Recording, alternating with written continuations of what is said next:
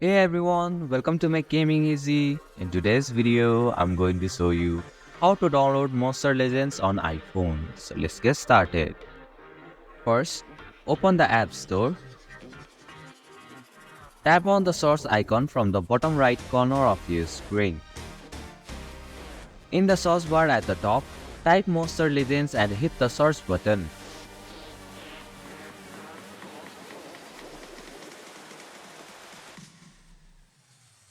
In the search results, you should see Monster Legends listed usually at the top. Tap on Monster Legends game to open its details page. On the app details page, you will see a button that says Get or shows a cloud icon with an arrow. Tap on it. And this is how you can download Monster Legends on iPhone. Thank you for watching Make Gaming Easy. Hope this video was helpful. If it was, then hit the like button and comment down if you have any questions or feedback. Also, if you are new to our channel, please subscribe and hit the bell icon so that you won't miss our upcoming videos.